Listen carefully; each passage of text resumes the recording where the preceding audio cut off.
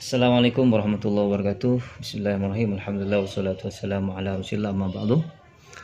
Para audien yang saya hormati, teman-temanku sekalian semuanya, wabil khusus guru kita Bapak Sotikin MA.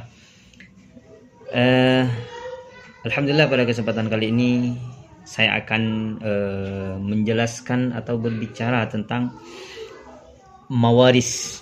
Bagaimana kemudian andil Islam dalam menetapkan harta waris yang kemudian itu direalisasikan kepada pemilik haknya. Namun sebelumnya kita ketahui bahwa mawaris adalah suatu disiplin ilmu yang di situ mengatur dengan baik bagaimana cara kita memberikan hak waris itu kepada yang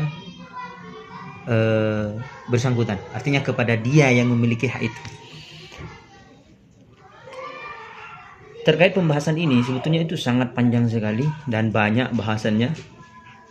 Saya akan membahas sedikit saja untuk memancing kita agar kita memulai kembali kajian-kajian seperti itu. Kenapa?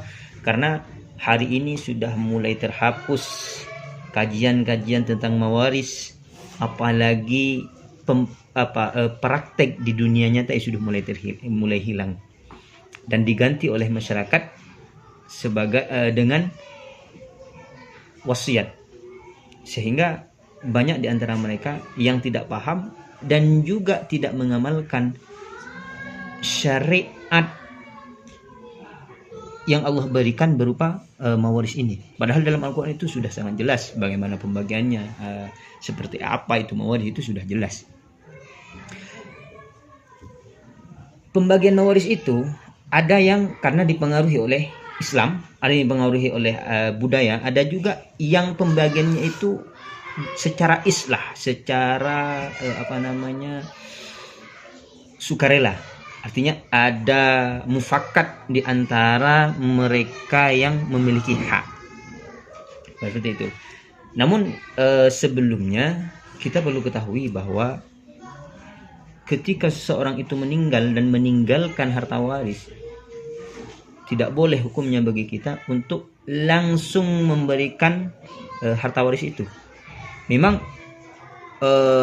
mufakat ulama wajib menyegerakan, hanya saja ada hal-hal yang harus dipenuhi terlebih dahulu. Di antaranya adalah harta untuk pembiayaan sejak dia sakit, ketika dia meninggal, pembiayaan untuk orang yang ziarah, misalkan kok di Madura itu biasanya seperti itu, atau kain kafan, pemakaman dan lain sebagainya. Pokoknya pembiayaan ketika dia sudah meninggal. Lalu selanjutnya ada harta syarikat di situ. Jika ada harta syarikat, maka harus diselesaikan dulu harta syarikatnya. Lalu yang ketiga, ada juga kemudian harta gunung gini. Kalau dalam Islam itu kita kenal dengan harta bersama. Namun hal ini menjadi khilafiyah. Mengapa demikian? Karena sejak Rasulullah SAW dan di kitab-kitab fikih klasik itu tidak ada yang namanya harta gonong gini atau harta bersama. Mengapa demikian? Karena pada saat itu ketika ada seorang meninggal, contoh seorang suami misalkan meninggal, sebagaimana Abdullah ayah Rasulullah SAW ketika wafat dan Rasulullah lahir dalam keadaan yatim, siapa yang merawat istri Abdullah? Siapa yang merawat Rasulullah? Itu adalah kakeknya. Lalu ketika kakeknya itu wafat, baru kemudian diganti tanggung jawab itu oleh pamannya. Hari ini tidak. Ketika seorang perempuan ditinggal mati oleh suaminya, seorang anak ditinggal yatim oleh ayahnya, maka dia akan hidup terlantar, yang perempuan itu harus berjuang untuk dirinya sendiri dan juga anaknya.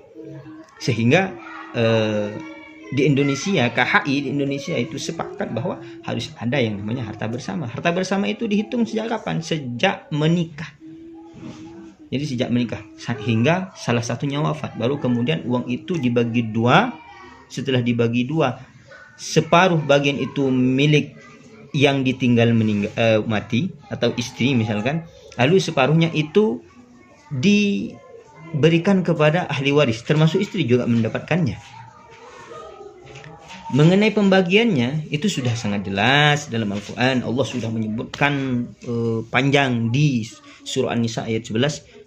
Ayat bunyinya seperti ini, bismillahirrahmanirrahim, yusikumullahu fi auladikum lidzakari mithlu hadzil unthayain fa in kunna nisaan fawqa thnatayn falahunna thuluthu ma tarak wa in kana lahu ikhwatun fa in kunna nisaan fawqa thnatayn falahu ma tarak wa in kanat wahidatan falahan nisfu wa li abawayhi likulli wahidin minhum as-sudus mimma taraka in kana lahu walad fa lam yakul lahu walad wa warithahu abawahu fa li ummihi thuluth fa in kana lahu ikhwatun fa li ummihi as-sudus min ba'di wasiyati yusi biha aw dayn aba'ukum wa abna'ukum la tadruna ayyuhum aqrabu lakum nafa'a fariidatan min Allah innallaha kana aliman hakima. Di situ sudah jelas pembagiannya, bagaimana seorang lelaki berapa dia memiliki. Dia memiliki dua,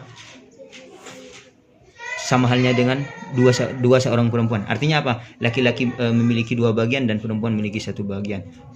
Dan seorang bapak dan ibu itu memiliki 1/6. Istri dia memiliki 1/8. Dan itu nanti ada pengecualian jika kecuali dia punya anak seperti ini dan lain sebagainya. Dan untuk memperjelas hal ini, saya tunggu pertanyaannya atau diskusinya di kolom komentar. Silahkan like, share, subscribe. Assalamualaikum warahmatullahi wabarakatuh.